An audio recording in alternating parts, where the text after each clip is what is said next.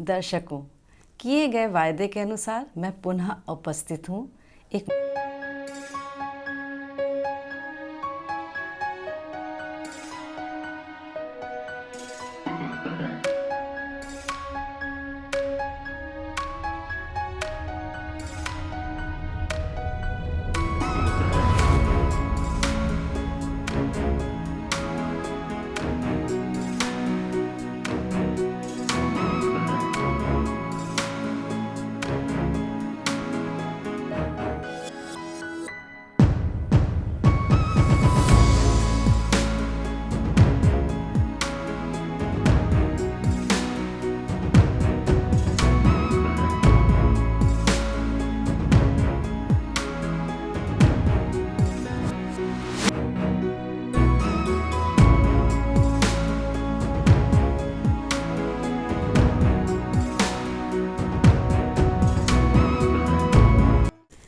कठिनाइयों में अकेले चलना ही होता है। कोई बाहरी शक्ति आपकी सहायता करेगी या नहीं, ये पहले से तय नहीं होता। लेकिन हाँ, यदि आप में परिश्रम, दृढ़ इच्छा शक्ति और लगन है तो किए जा रहे कार्यों में आप सफलता प्राप्त कर ही लेते हैं। यहाँ दो बातें ध्यान देने योग्य हैं। पहला, कि जब भी कोई समस्या आती है वो अपने साथ संघर्ष लेकर आती है। दूसरा, प्रत्येक संघर्ष में समाधान छुपा होता है, यानी विजय छिपी होती है। और एक साहित्यकार इसका आंकलन कर लेता है, तभी लिखते समय वह मनीषी और अभिव्यक्ति के समय वह कलाकार होता है। परिस्थितियाँ कोई भी हों, वह उनसे प्रभावित हुए बिना नहीं रह सकता। तभी उनकी रचनाओं में जीवन, राष्ट्र, समाज, जगत की समस्याएं, क्रियाएं स्पष्ट रूप से प्रतिबिंबित होती हैं। जी हाँ, मैं बात कर रही हूँ प्रसिद्ध उपन्यासकार, कथाकार मधु कांकरिया जी की। दर्शकों, मुझे आपको ये बताते हुए अपार प्रसन्नता की अनुभूति हो रही है कि उन्होंने कोना मनका के आमंत्रण को स्वीकार किया है और वो आज हमारे मंच पर उपस्थित हैं। तो चलिए हम आपको उनसे रूबरू करवाते हैं। नमस्कार मधु जी, आपका हार्दिक अभिनंदन है हमारे चैनल कोना मनका में। नमस्कार मधु जी। जी नमस्ते। आपका हमारे YouTube चैनल पर स्वागत है। तो जी, आप एक सुप्रसिद्ध लेखिका हैं, कथाकार, उपन्यासकार हैं। आपके कुछ उपन्यास मैंने पढ़े हैं। पत्ताखोर, सेज पर संस्कृत, सूखते चिनार, सलाम आखिरी, हम यहाँ थे, काली चील, खुले गगन के लाल सितारे और अंत में ईशु, बीतते हुए। मधु कांकरिया की यादगार कहानियां, चिड़िया ऐसे मरती है, बादलों में बारूद, प्रतिनिधि कहानियां, अपनी धरती अपने लोग, वे 10 मिनट, चिड़िया ऐसे जीती है, पॉलिथीन में पृथ्वी, स्त्री विमर्श मधु कांकरिया का कथा साहित्य, उद्भावना, काला चश्मा, शोध, युद्ध और बुद्ध, चूहे को चूहा ही रहने दो, जलकुंभी, रेड फायर। कहानियां और यात्रा वृतांत तो मैं बच्चों को पढ़ा रही हूँ। अगर मैं ये पूछूं कि आपके लेखन की शुरुआत कैसे हुई, तो आप क्या कहना चाहेंगे? सुमन जी, सच कहूं तो मैंने कभी सोचा नहीं था कि मैं लेखिका बनूंगी। ये मेरा सपना था भी नहीं। शुरुआत कैसे हुई, जहाँ तक मुझे याद आता है कि मैं पढ़ती बहुत थी। बचपन से ही मेरे पिताजी बहुत पढ़ते थे, घर में काफ़ी किताबें रहती थी। तो मैं अच्छी-अच्छी किताबें बहुत छोटी उम्र में ही पढ़ चुकी थी, भगवती चरण वर्मा को, प्रेमचंद को, जयशंकर प्रसाद को। और पढ़ते-पढ़ते मुझे ऐसा लगता था कि मैं भी लिख सकती हूँ या कम से कम मुझे लिखना चाहिए।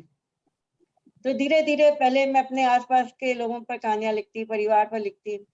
फिर जब आप लिखते हो तो आप देखने लगते हो जीवन को, दुनिया को, अपने आस-पास के लोगों को। तो धीरे-धीरे समझ बढ़ती गई, ज़िंदगी की समझ बढ़ती गई, लेखन का दायरा भी बढ़ता गया।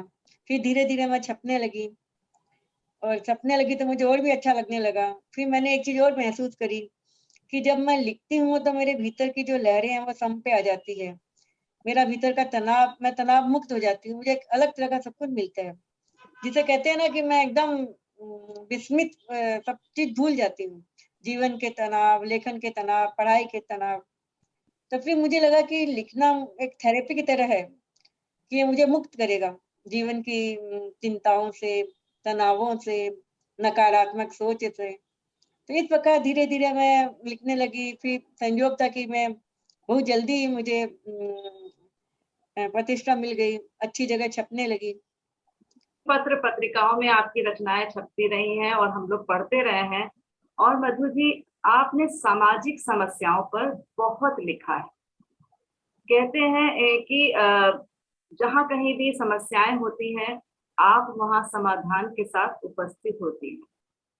आपका एक उपन्यास सलाम आखिरी, जिसको लिखने के पीछे क्या कारण रहा होगा, वो आप हमारे दर्शकों को बताइए। क्योंकि इस तरीके के उपन्यास को लिखने के लिए गहरी रिसर्च की जरूरत होती है। आपने कैसे किया ये सब? देखिए, ये चीज़ तो सही है कि जब तक मैं समस्या की को समझ नहीं लूँ, उसकी तह तक नहीं पहुँच जाऊँ, मैं लिखती नहीं हूँ। और मेरी दूसरी आदत है कि मैं हमेशा नए-नए विषय उठाना चाहती हूँ। जिन विषयों पर लिखा जा चुका है, मैं उसपे फिर मैं कलम नहीं उठाती उन विषयों पे। और ये वेश्याओं का ऐसा हुआ था कि मैं एक बार निकल रही थी कोलकाता के सोनागाछी एरिया से, जो कि रेड लाइट एरिया है। तो मैं एकाएक भुचक लगी, मैंने देखा एक कतार में दोपहर के समय महिलाएं एकदम सस्ता-सा भड़कीला मेकअप किए हुए कतार में खड़ी हैं, कतार में। और मुझे देख के बड़ी तकलीफ हुई। मैं उन्हें घूर-घूर के देख रही थी। तो तभी मेरी माँ ने कहा कि बुरी औरतें हैं, इनकी तरफ मत ताको। तो बुरी औरतें मुझे अखर गया कि ये बुरी औरतें क्या है, क्या किया है इन्होंने। उस समय मेरी उम्र अधिक नहीं थी, मैं शायद क्लास 11 में पढ़ती थी। बाद में जब मैं लेखन में आई तो ये चीज़ मुझे कुरेद रही थी कि मैं इन पर लिखूँ, ये क्यों वेश्याएँ बन रही है, इनकी ज़िंदगी की क्या तकलीफ़ें हैं। तो लेकिन ये बहुत चैलेंजिंग था, क्योंकि हमारे घराने की औरतें वहाँ नहीं जा सकती हैं। जी। और और बिना उनसे मिले, बिना उनके जीवन को देखे, बिना गहरे उनके जीवन में, उनके जीवन के तहखानों में, अंधेरों में घुसे आप लिख नहीं सकते हो। ये ऐसा विषय भी था। और घर में मैं बतला नहीं सकती थी क्योंकि मारवाड़ी घराने की थी। और और कई मित्रों से मैंने कहा तो उन्होंने भी डराया कि देखो जब तुम ये सब विचार मन में मत लाओ, क्योंकि जब रेड लाइट एरिया में पुलिस रेड करती है, तो वो ये नहीं देखेगी कि तुम एक पत्रकार की हैसियत से या लेखक की हैसियत से जा रही हो, वो तुमको भी ले लेगी। फिर सोचो तुम्हारी क्या इज्जत रहेगी, खानदान की क्या इज्जत रहेगी। ऐसा बहुत लोगों ने मुझे डराया, मित्रों ने। लेकिन मेरे बड़े भाई मेरे संग में थे, तो उन्होंने कहा कि ठीक है तुम जाओ, लेकिन तुम ऐसे किसी एनजीओ के थ्रू जाओ। तो फिर पता लगाया तो एक संकल्प एक एनजीओ था, वो उनके बीच काम करता था। तो मैं उनसे मिली, फिर उनसे मैंने कोऑर्डिनेट किया, फिर उन्होंने अपना एक वॉलंटियर मुझे दिया। फिर शुरू में उनके संग गई, लेकिन मैंने देखा कि वहाँ जो वेश्याएँ थी वो इतनी सरल हृदय की थी कि मुझे किसी कॉमन मैन की ज़रूरत नहीं थी। फिर मैं अपने आप ही जाने लगी, तो मतलब उनका जीवन इतना त्रासदीपूर्ण था कि मैं घर आती थी तो कई दिनों तक सामान्य नहीं हो पाती थी। मतलब ऐसी स्थितियाँ थी कि आप सोच भी नहीं सकते हो कि मुझे लगता था कि ये बुरी औरतें नहीं है, इनकी स्थितियाँ बुरी है, सब धोखे की शिकार थी, किसी को कोई नौकरी का बहाना बना के किसी ने फंसा दिया, फिर इसे यहाँ पे दे व्यापार में ढकेल दिया या उसे बेच दिया। कई शादी के लालच में आ गई। बहुत कम महिलाएं थी, कुछ तो ऐसी थी कि जो पति की नॉलेज में कर रही थी, क्योंकि घर चलाने के लिए पति बेकार थे, घर चलाने के लिए पैसा नहीं था। तो ये सारी चीजें मैं देख रही थी, और मैं एकदम जो एकदम निम्न स्तर की वेश्याएं हैं, मैं उन्हीं से ही उन्हीं के संपर्क में ज्यादा थी, क्योंकि मैं उन्हीं पर लिखना चाहती थी। तो इस प्रकार जब मैं उनसे बात करती थी तो मुझे लगता था कि हाँ, मुझे इन पर लिखना चाहिए।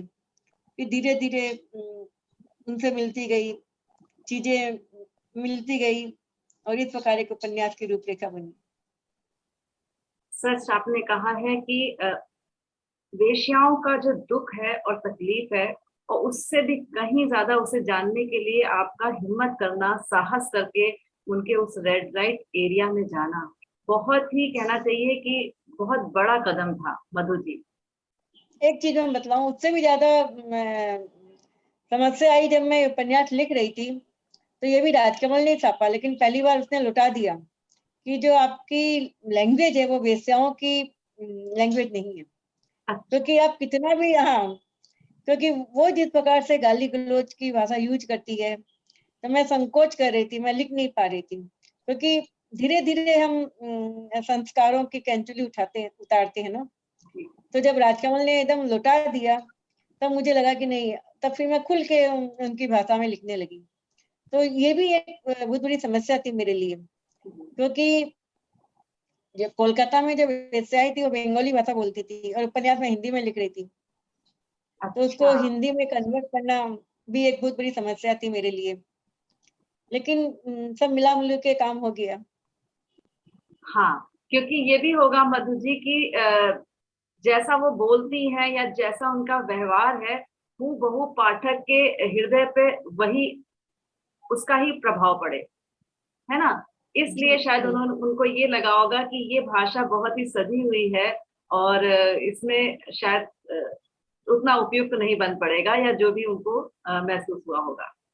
लेकिन जी ये भी काम आसान नहीं था मैम, कि जिस तरह से आपने उसको बाद में उनकी भाषा को हूबहू पाठकों के सामने रखा, तभी शायद वो और भी लोगों के दिल को छुआ होगा। अगला सवाल आपसे विशेष रूप से कश्मीर की समस्या और आतंकवाद से है।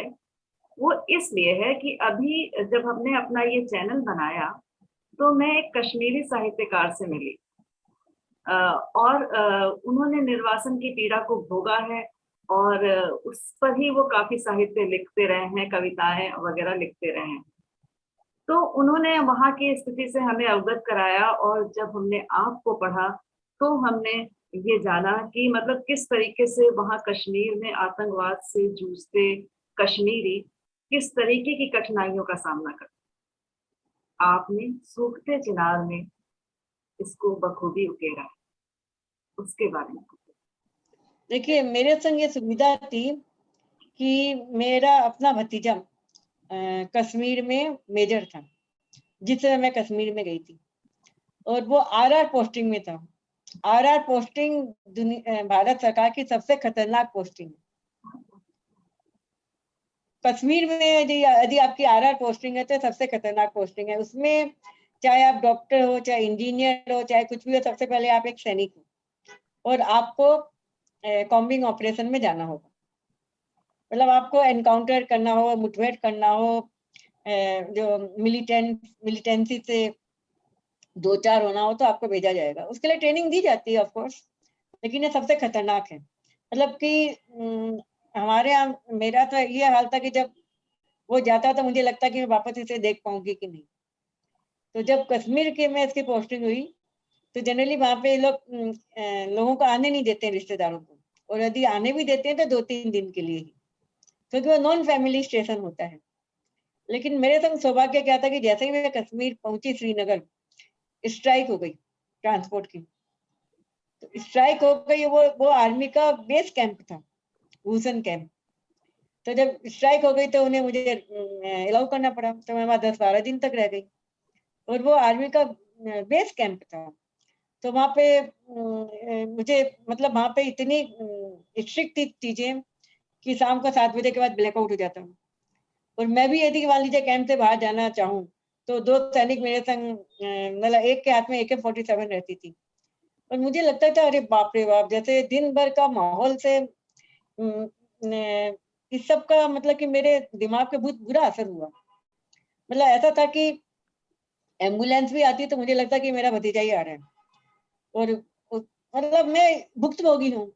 अब जैसे कि वो किसी मैं तो श्रीनगर में था ये भूतन कैंप तो, और उसकी पोस्टिंग थी गांव में। तो उसने मुझे एक चीज बतलाई थी कि उसने मुझे मोबाइल दिया था कि यदि मोबाइल नहीं लगे तो समझ जाना कि कहीं कुछ एनकाउंटर या ऑपरेशन हो रहा है, और मैं उसमें हूँ। अब संजोग से मोबाइल लग ही नहीं रहा, मेरा एकदम हाल खराब हो गया। अब वहां के सारे लोग दिन भर ये सभी बात करते हैं। तो मैंने एक सूबेदार से पूछा, इससे जवान से, सैनिक से, कि भाई भतीजे का फोन नहीं लग रहा है, क्या करूं? तो उसने कहा आज तक चैनल चला लीजिए, कुछ ऑपरेशन हुआ होगा, बम विस्फोट कुछ हुआ होगा तो मालूम पड़ जाएगा। मतलब इतना वो उदासीन होकर बतला रहा था कि उनके लिए ये सब चीजें बहुत सामान्य थी। मतलब एक समय तो ऐसा था कि वहां के लोग बतलाते हैं कि हर मस्जिद से बम फेंका जाता था, हर शाम के बाद कोई सड़कों पे लोग नहीं मिलते थे। और गांव में तो अभी तक भी ये हाल था कि यदि आपके हाथ में टॉर्च या दीपक नहीं हो और आप एक रास्ते से दूसरे रास्ते में आ रहे हो, नदी पार कर रहे हो, तो ये आर्मी कभी भी आपको गोली मार देगी यदि आपके हाथ में दीपक या टॉर्च नहीं है। क्योंकि माना जाता था कि रात के समय में जो आतंकवादी हैं वो एक जगह से दूसरे जगह जा रही है, लेकिन उनके पास रोशनी नहीं होती है। नहीं जो यदि, हाँ, क्योंकि वो अंधेरे में जाते हैं ना। हाँ, लेकिन यदि मान लीजिए कि आप सामान्य नागरिक हो तो आपके हाथ में या तो टॉर्च रहेगी या कोई दीपक रहेगा। टॉर्च। हम्म, तो ये सारी चीजें वहां पे ना लिखी हुई रहती थी, सारे इंस्ट्रक्शंस, क्योंकि वो बेस कैंप था ना आर्मी का। तो वो पढ़ पढ़ के जो मेरी मेरी मानसिकता में भी एकदम डर बैठ गया था, संवेदना, मानसिकता। मैं सिर्फ इन्हीं के बारे में सोचती थी।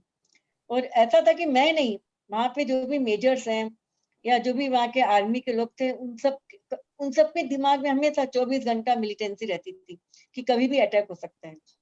मैंने एक घटना का जिक्र भी किया अपने उपन्यास में कि मेरा भतीजा रात को सो रहा था और उसकी वाइफ ने आधी रात को उसको ऐसे ही, उसको मच्छर काट रहे थे तो उसको ओडोमॉस क्रीम की दरकार थी, तो उसने कोनी मारी और वो सीधा उठ के AK-47 उठा लिया उसने। कितना सोचिए, कितनी दहशत। तो वहां पे ये सब चीजें मैंने देखा था। जैसे वो जा रहा है तो मोजे के अंदर उसने बंदूक छिपा के रखी है, पिस्तौल छिपा के रखी है।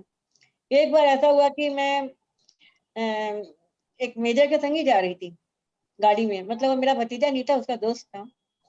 तो बहुत बारिश आ रही थी, तो एक युवती सड़क पे खड़ी थी, बारिश में ठिठुर रही थी, भीग रही थी। तो मैंने कहा कि इसे लिफ्ट दे देते हैं। तो उन्होंने एकदम तेजी से गाड़ी निकाल दी। तो मैंने कहा आपने ऐसा क्यों किया? तो उन्होंने मुझे बतलाया कि मैडम मैं फंस चुका हूँ। फिर उन्होंने घटना बतलाई कि 3 साल पहले की बात है कि एक महिला ऐसे ही ठिठुर रही थी, बुरके में थी।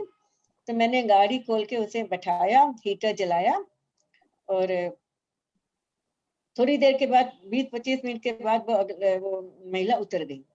उसे उतार के जैसे ही मैं आधा किलोमीटर आगे गया, मुझे BSF वालों ने पकड़ लिया, बॉर्डर सिक्योरिटी फोर्स वालों ने।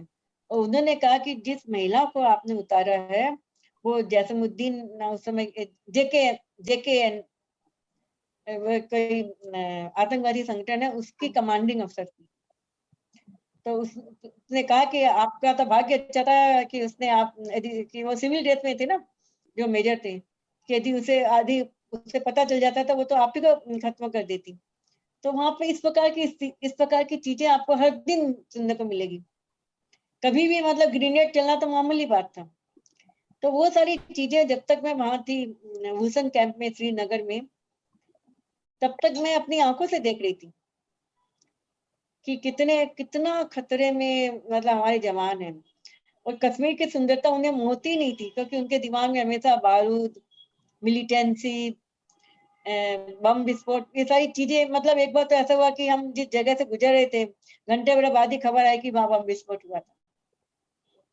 तो सबसे बड़ी चीज जो मुझे विचलित करती थी वो ये थी कि दोनों ही तरफ के लोग मर रहे थे। हमारी इंडियन आर्मी के लोग भी मर रहे थे, और जो मिलिटेंसी है, जो मिलिटेंट है, आतंकवादी है, वे भी मर रहे थे। और हो क्या रहा था, ये क्यों हो रहा था, क्योंकि वहां पे आतंकवाद एक बहुत बड़ा व्यवसाय हो गया था, क्योंकि बहुत पैसा था कि जो भी व्यक्ति मिलिटेंसी ज्वाइन कर लेता, जो कश्मीर में जो बेरोजगारी भी इसका कारण थी, तो जो भी कश्मीर के युवा, तो उनके उनके घरों में पैसा आने लगता था। और हाँ, और इधर आर्मी में भी क्या है कि जब आप कश्मीर में आपकी पोस्टिंग होती है तो अलग पैकेज मिलती है, तो वो मिलिटेंसी में देख रही थी कि कोई भी नहीं चाहता था कि ये खत्म हो, क्योंकि पैसा बहुत आ रहा था, पाकिस्तान से भी पैसा आ रहा था, और इधर फॉरेन मिलिटेंसी भी वहां बहुत थी, लोकल उतनी नहीं थी, फॉरेन मिलिटेंसी ज्यादा थी। और जो कश्मीर के जो लोकल लोग थे वो कभी नहीं चाहते थे कि मिलिटेंसी हो या कश्मीर में अशांति हो या पाकिस्तान का हम हिस्सा बने, ऐसा वो लोग नहीं चाहते थे। लेकिन बाहर के मिलिटेंसी ज्यादा थी वहां पे, और सबसे अधिक भुक्तभोगी हो रही थी माई, क्योंकि बहुत सारे जो उनको खुद को पता नहीं होता था कि उनके बच्चे कब मिलिटेंट हो गए, कब आतंकवादी हो गए, उन्हें पता ही नहीं होता था। और बच्चे आतंकवादी होते थे क्योंकि कईयों के संग मान लीजिए कुछ अन्याय हो गया, या कईयों ने अपने किसी फैमिली मैन को आर्मी के हाथों मरते देख गया तो वो प्रतिशोध में बन जाता, या मान लीजिए कि घर में बहुत भुखमरी है तो आतंकवादी होते ही एक पैसा मिलने लगता है, पावर हाथ में आ जाता है। तो ये सारी बहुत कारण थे वहां पे। लेकिन मैं देख रही थी कि दोनों तरफ के लोग मर रहे थे, हर घर के पीछे कब्र मैंने देखी है, हर घर के पीछे। सोचिए आप, युवा पीढ़ी के कम से कम 2 लाख जवान मर चुके थे, तो उस पीढ़ी में क्या बचेगा। और वहां पे ऐसा नहीं था कि जो पंडित थे डोगरा वो भी मर रहे थे, और जो आतंकवादी थे वो भी मर रहे थे, और उसके बीच में पिस रहे थे जो जेन्युइन वहां के सिटीजन थे, वो चाहे हिंदू थे चाहे मुस्लिम थे, और जो उनकी माएँ थी, वो एक तो पुलिस उन पर अन्याय करती थी, एक तो आर्मी उन पर करती थी, तो वो लोग बहुत पिस रहे थे। उसी तकलीफ को आपने बहुत करीब से देखा और उसे आपने हाँ अपने उपन्यास में लिखा। जो जी, सेना के जवान हमारे देश की रक्षा करते हैं वो भी स्वयं अपनी जान को जोखिम में डालते हैं, और एक आम आदमी जो कि बेगुनाह होता है वो भी उस आतंक की कहना चाहिए आग में जलता है। बड़े दुख की बात है ये कि जो युवा देश का भविष्य है वो भी चंद पैसों के लिए उनका अपना अस्तित्व कुछ नहीं रह जाता। ये दुख की बात है। मधु जी, आपने यात्रा वृतांत भी लिखे और आपका एक यात्रा वृतांत हमारे बच्चे पढ़ते हैं, साना साना हाथ जोड़े। तो जब हम उनको पढ़ाते हैं तो हम उनको बताते हैं कि किस तरीके से महानगरीय जीवन और किस तरीके से जो पहाड़ी जीवन है वो कैसे आपने उसने उसको बखूबी दिखाया है। वहाँ की सिक्किम की प्राकृतिक सुंदरता का वर्णन किया है, वहाँ के कठिन जीवन का वर्णन किया है, बहुत कुछ आपने उसमें लिखा है। तो बच्चे भी पूछते हैं और हमें भी जानने की ये इच्छा होती है कि उस दौरान जब आपने वो यात्रा की होगी तो बहुत सारे प्राकृतिक, वहाँ का जनजीवन, वहाँ का भौगोलिक जीवन, सब चीजों पर आपने लिखा। क्या कोई घटना ऐसी हुई थी जो आपने नहीं लिखी उसमें, या आप कुछ कहना चाहती थी या छूट गई? अब मुझे कुछ भी याद नहीं है, ये तो लिखे मुझे 15-20 साल हो गए होंगे। अच्छा। हाँ, बहुत साल हो गए, ये तो बहुत सालों से लगा हुआ है। हाँ, बहुत और सालों से है, सीबीएसई के पाठ्यक्रम में है मुझे, मैं।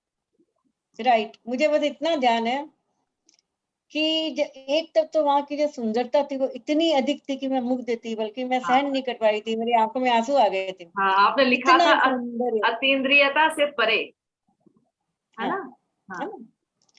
तो वो जैसे होता है कि मन एकदम वो सत्य शिव और सुंदर को छूने लगा, काव्यात्मक हो गया, इतना सौंदर्य। और मुझे पहली बार लगा कि जीवन में सबसे समृद्ध, सबसे धनी व्यक्ति वो है जिसने प्रकृति का वैभव देखा है, सौंदर्य देखा है, वो सबसे अधिक धनी है। पहली बार मेरे दिल से लगा कि हाँ, मैं आज सबसे अधिक समृद्ध हूँ, सबसे अधिक अमीर मैं हूँ, क्योंकि असली अमीरी यही है कि प्राकृतिक प्रकृति के सौंदर्य को देखना। जी। लेकिन तुरंत ही जब मैंने देखा कि अरे वहीं के लोग इस पूरे सौंदर्य से निरपेक्ष हैं, क्योंकि सौंदर्य के ऊपर भारी है जीविका, जीविका। औरतें पत्थर तोड़ रोजी रही हैं, रोटी का सड़क बना रही हैं। रोजी रोटी का रोजी रोटी का सवाल। तो जिन सड़कों से हम गुजर रहे थे, आप सोचिए उन सड़कों को बनाने में कितनों की जानें गई थी, क्योंकि मैंने देखा था कि ये पत्थर तोड़ रही थी, और पत्थर को वो लोग डायनामाइट से उड़ाते हैं पहाड़ों को। और कई बार जिस समय वो लोग डायनामाइट से उड़ाते हैं, दुर्घटना हो जाती है, वहां पे कई लोग प्राण दे चुके थे। एक एक जगह लिखा हुआ भी था कि आज जिन चौड़ी सड़कों पर से आप गुजर रहे हैं, उसको बुलाने में बहुतों ने अपनी जान दी है। तो मुझे लगा कि देखिए, हम सौंदर्य की खोज में यहाँ आते हैं, और सचमुच में यही जीवन है, सौंदर्य की कभी ना अंत होने वाली खोज, राइट। लेकिन उसके अंदर में सोचिए कि कितने लोगों का बलिदान है, त्याग है। तो ये सारी चीजें मुझे, और फिर मैं देख रही थी कि जो पहाड़ों का जीवन बहुत कठोर है। बच्चे हैं, जो छोटे छोटे बच्चे हैं, बहुत गरीबी है, और उनको कम से कम 4-4 किलोमीटर दूर मतलब चलना पड़ता है, तब जाके वो स्कूल जा पाते हैं। एक एक घड़ा पानी के लिए उनको मीलों चलना पड़ता है, क्योंकि पहाड़ में तो कुछ भी उपलब्ध नहीं है। तो हम जो लोग मैदान से जाते हैं, वो इस चीज को हम अनुभव नहीं कर पाते, हम सौंदर्य में ही खोए रहते हैं। लेकिन इस सौंदर्य को बनाए रखने में कितना, मतलब कि लोगों का संघर्ष है, कितना खून है, कितना पसीना है, ये चीजें मुझे कहीं कहीं विचलित कर रही थी। मधु जी, आपके बहुत उपन्यास कहानियां हैं, और अभी आपने सुना आपकी एक नई पुस्तक आने वाली है। जी हमारे दर्शकों को उसके बारे में कुछ बताएं। देखिए, वो उपन्यास है ढलती सांझ का सूरज। जब मैं बम्बई में थी, तो वहाँ किसानों की आत्महत्याएं बहुत हो रही थी, और उस समय नाना पाटेकर का एक बहुत फेमस संवाद था, जिसमें वो कहते हैं कि यदि बम्बई के प्लेटफॉर्म में कोई आपसे भीख मांगे, तो आप इसे दुत्कारिएगा मत, क्योंकि हो सकता है वो कोई किसान हो। क्योंकि किसानों का ये किसानों की स्थिति बहुत खराब अभी भी है, अभी और भी है। किसानों की आत्महत्याएं बहुत बढ़ रही थी, विशेषकर मराठवाड़ा में, जो कपास के किसान थे। क्योंकि कपास की जो खेती होती है, बहुत हाई रिस्क की खेती। तो संयोग था कि जब मैं वहाँ पे थी बम्बई में, महाराष्ट्र में, तो मेरा बेटा था, वो किसानों के लिए कोई प्रोजेक्ट लेने जा रहा था। वो जालना डिस्ट्रिक्ट में जा रहा था, और पालतुला गांव था, बाबूताला गांव था, तो ऐसे कई छोटे छोटे गाँवों में वो जा रहा था। तो मैं भी अपने 3 दोस्तों के संग जा रहा था। उन लोग का था कि हम कुछ प्रोजेक्ट लेंगे किसानों के लिए, तो मैं भी उनके संग चली गई। तो वहाँ बाबुलतारा गांव में कुछ किसान आत्महत्या कर चुके थे। ऐसे 4-5 परिवार थे, और वहाँ पे किसानों के इन आत्महत्याओं को रोकने के लिए, या जिन घरों में आत्महत्याएं हो चुकी है, उनके बच्चों को, उनकी पत्नियों को खड़ा करने के लिए काफी काम भी हो रहा था। मतलब संघ से भी संस्थाएं काम कर रही थी, सरकार की तरफ से तो कुछ भी नहीं हो रहा था। बल्कि ये था कि सरकार तो उनको मुआवजा भी नहीं देती थी, कि जब तक आप प्रूफ नहीं कर दो कि किसान ने आत्महत्या करी है। अब ये भी था कि जैसे मान लीजिए कि आत्महत्या बेटे ने की है, और जमीन बाप के नाम है, तो आत्महत्या होने के बावजूद भी उसे मुआवजा नहीं मिलता था, क्योंकि क्योंकि टेक्निकल कारण था कि जमीन उसके नाम नहीं थी। ये एक घटना ये भी हुई थी कि एक महिला किसान ने आत्महत्या करी, और सारा सरपंच जानता था, गांव जानता था कि वो महिला किसानी करती थी, लेकिन पुलिस महिला को किसान मानने को तैयार नहीं। वो कहती कि महिला किसान की पत्नी हो सकती है, किसान नहीं हो सकती। तो ये सारी चीजें विसंगतियां थी, मतलब कि किसी प्रकार किसान को राहत नहीं थी। मर के भी उसकी वो तो मजाक बनता था कि नहीं, आत्महत्या नहीं है, एक घरेलू कलेश से, घरेलू झगड़े से के कारण इसकी मतलब इसकी मौत हो गई है, इसने आत्महत्या नहीं करी है। मतलब आपको मरने के बाद ही प्रूफ करना है कि आप सुपात्र हो मुआवजे के।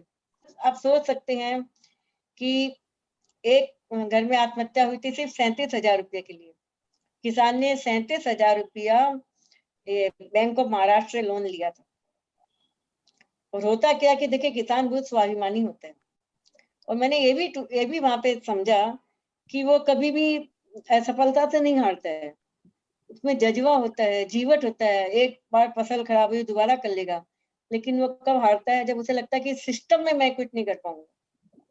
क्योंकि सिस्टम ऐसा है कि जब आपने जिस समय किसान को आप सब जवाब दिखलाते हो, आप उनके लोन दे देते हो बैंक से, और उसके बाद आप बैंक से लोन तो दे देते हो, लोन तो आप कानूनी रूप से दे रहे हो, और जब वो किसान चुका नहीं पा रहा है तो आप उसका सामाजिक अपमान करते हो, उसके घर के बाहर नोटिस लगा देते हो, और किसान बहुत स्वाभिमानी होता है। उस समय उसको लगता है कि मेरी जमीन जो गिरवी है वो चली जाएगी, मेरी इज्जत चली जाएगी, तो ऐसी स्थितियां उसे आत्महत्या के लिए प्रेरित करती है। उसको पता तक नहीं होता कि मेरे पति के अंदर में क्या चल रहा है। मतलब उन पत्नियों ने कहा कि चूंकि हमने तो उन्हें हमेशा ही ऐसे ही देखा था, दुखी, बेहाल, पसीना पहुंचते हुए, हमेशा पानी की चिंता करते हुए, आसमान देखते हुए, कर्ज की चिंता करते हुए, तो हमें लगा ही नहीं कि ये कुछ कर सकते हैं, क्योंकि उन्होंने कभी उसे खुशहाल देखा ही नहीं। ये उनकी पत्नियां मुझे कह रही थी। मैंने एक से पूछा कि क्या कभी आपको ऐसा लगा कि आपके पति आत्महत्या कर सकते हैं? उसने कहा नहीं। मतलब मुझे तो जब से मैं शादी होकर आई, मैंने हमेशा उन्हें परेशान देखा, हमेशा काम करते देखा, हमेशा कर्जा का हिसाब करते देखा, हमेशा आसमान देखते देखा, तो मुझे कभी नहीं लगा। हाँ, जब बैंक की नोटिस आई तो मुझे लगा थोड़ी परेशानी और बढ़ गई है, लेकिन वो ऐसा कदम उठाएंगे मैंने नहीं सोचा था। एक की पत्नी ने कहा कि मतलब उसके 3-4 भाई भी थे जिस किसान ने आत्महत्या करी, भाइयों को नहीं पता, पत्नी को नहीं पता। मतलब किसान कितना टूट जाता है, कितना अकेला हो जाता है कि उसे लगता है कोई, अब मैं कुछ नहीं कर पाऊंगा, कोई मेरे साथ नहीं है, तब जाके वो ऐसा एक्सट्रीम स्टेप उठाते हैं। तो ये सारी चीजें मैंने वहां देखी थी। और एक चीज मैंने देखा कि जितने भी किसान थे वो कपास की खेती कर रहे थे। आप सोचिए, दिन भर वो कपास की खेती कर रहे थे, लेकिन उनकी पत्नी के बदन पे आपको सूती साड़ियां नहीं मिलेगी।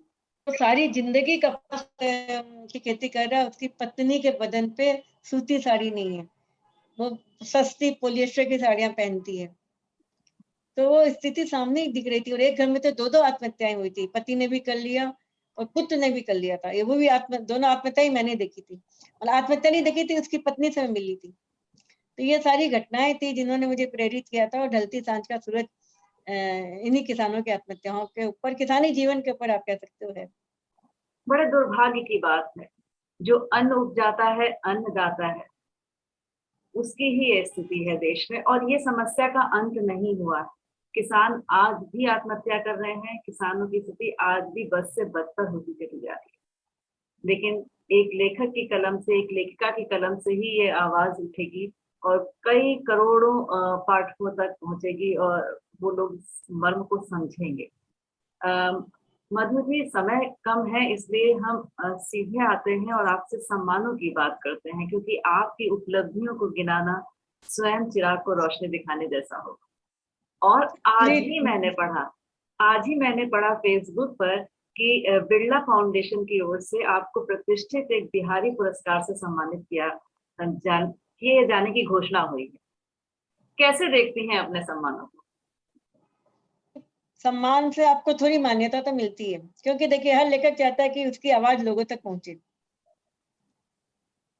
हर लेखक चाहता है उसकी आवाज लोगों तक पहुंचे।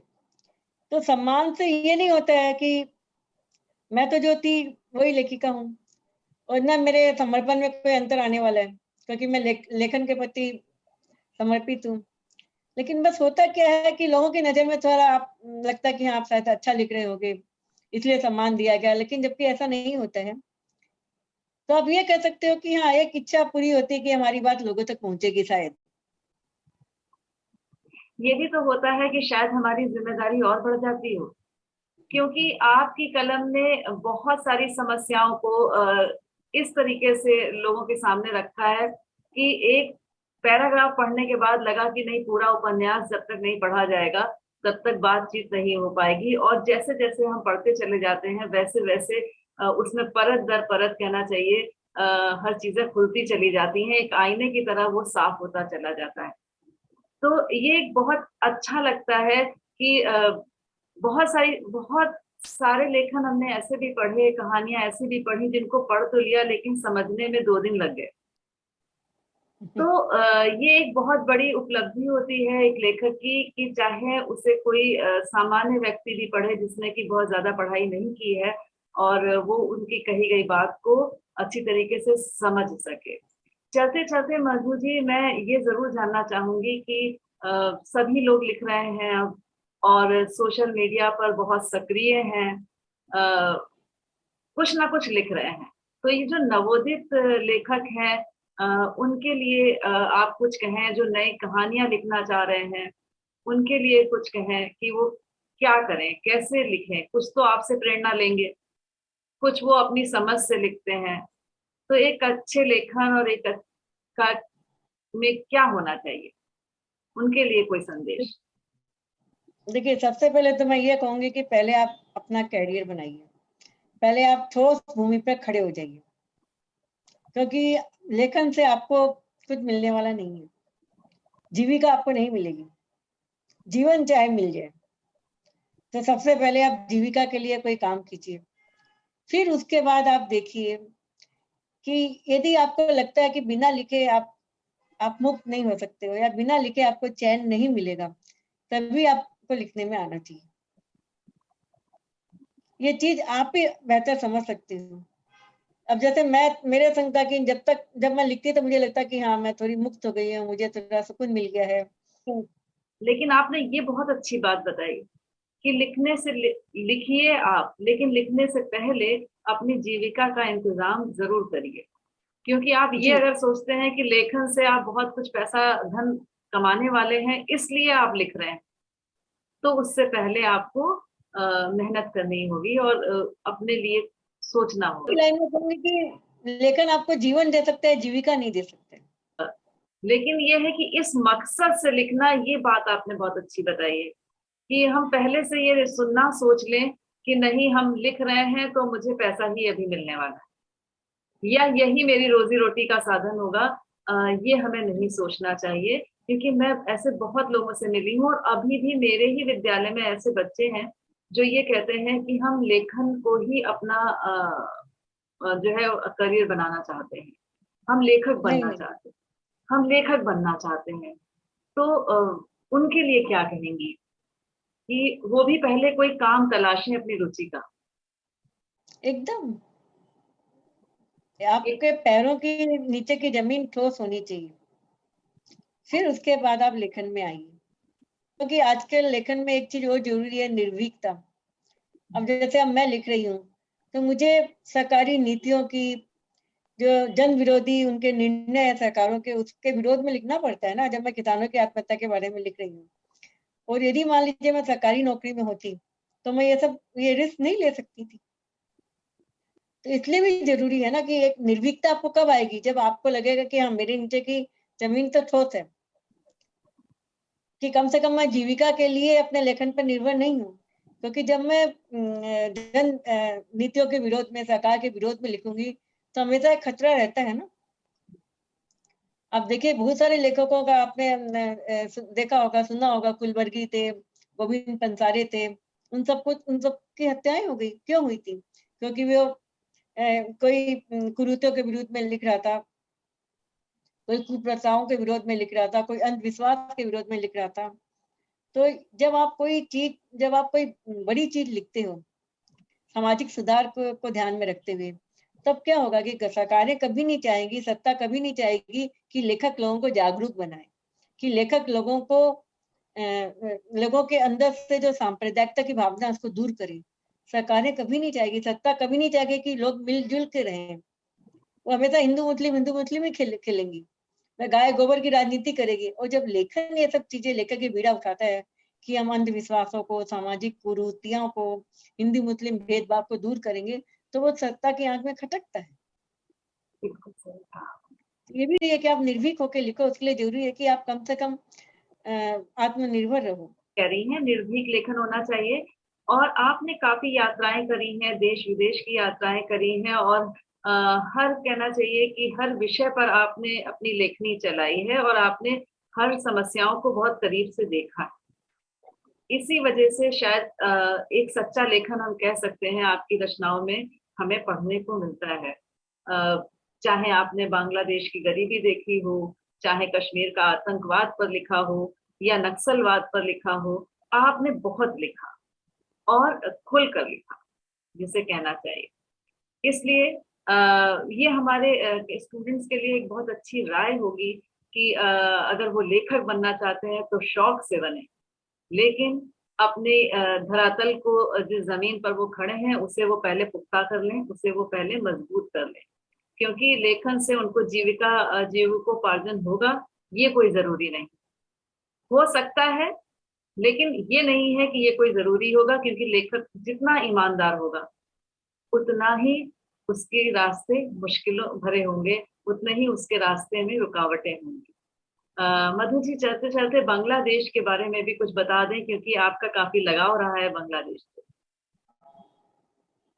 देखिए, आम आदमी हर जगह मुझे अच्छे ही होते हैं। आप कह सकते हो कि बांग्लादेश या जहाँ मैं ढाका में हूँ मुस्लिम कंट्री है, लेकिन मुझे कभी ऐसा नहीं लगा कि मेरा देश नहीं है। मुझे लगता है मैं कोलकाता में ही हूँ। तो होता क्या है कि जो आम जनता होती है उसके अंदर में कभी भी कोई राग द्वेष या इस प्रकार की भेदभाव की चीजें नहीं होती है, जब तक कि नेता उसके अंदर ठूंस नहीं दे। इसलिए यहाँ के लोग भी मुझे अच्छे लगते हैं। मुझे कभी नहीं लगता है कि ये विदेश है। सही कहा आपने, क्योंकि हम जितनी प्योरिटी के साथ, जितना कहना चाहिए पवित्रता, पवित्र मन से दूसरों से मिलते हैं, शायद वही चीज हमें लौटकर हमारे पास वापस आती है। ये हमारे ऊपर निर्भर करता है कि हमारा स्वभाव कैसा है, या हम सामने वाले को किस तरह से देख रहे हैं। तभी शायद पशु भी हमारी भाषा समझ लेते हैं, हमारी प्रेम की भाषा को वो समझ लेते हैं, क्योंकि निर्भर दोनों तरफ से होता है। हम जैसा देंगे वैसा हमें मिलेगा। लेकिन मेरी आपसे आज की बातचीत बहुत सार्थक रही मधु जी, और मेरे जीवन का ये सपना था, और मैं बहुत दिनों से सोच रही थी कि मैं मधु जी से किस साहस के साथ बात करूंगी और कैसे बात करूंगी, क्योंकि समय सीमा भी कम होगी और आपकी व्यस्तताएं अधिक हैं। तो मुझे बहुत खुशी हुई कि आपने मेरे आमंत्रण को, मेरे कोना मन का के चैनल के आमंत्रण को स्वीकार किया। आप हमारे मंच पर आई, और जाते जाते चलते चलते हम आपसे जरूर कहेंगे कि मेरे बच्चों के लिए हम एक दिन आपको जरूर से आमंत्रित करेंगे, और आप हमारे प्रस्ताव को स्वीकार जरूर करिएगा मधु मैम, क्योंकि ये बात बहुत थोड़ी सी हुई है। अभी बहुत कुछ कहना है, बहुत कुछ पूछना है। अभी तो मैं बच्चों को सिर्फ ये दिखाऊंगी और बताऊंगी कि देखो ये है मधु मैम, जिनसे हमने तुमसे वादा किया था कि हम मिलेंगे, और उन्होंने हमारे प्रस्ताव को स्वीकार किया। तो आपका बहुत बहुत धन्यवाद और बहुत बहुत आभार कि आपने हमारे आमंत्रण को स्वीकार किया। हर बार किसी न किसी महान शख्सियत से मिलने के लिए आप हमारे चैनल को लाइक और सब्सक्राइब ज़रूर करें, और हाँ, बेल आइकन दबाएं। कमेंट बॉक्स में कमेंट भी करें। इससे हमें हौसला मिलता है, और हर वीडियो को आप शुरू से लेके आखिर तक ज़रूर देखें। ज़रूर आपको कोई ना कोई सीख मिलेगी। बहुत बहुत धन्यवाद हमें ध्यान से सुनने के लिए। पुनः आपका आभार।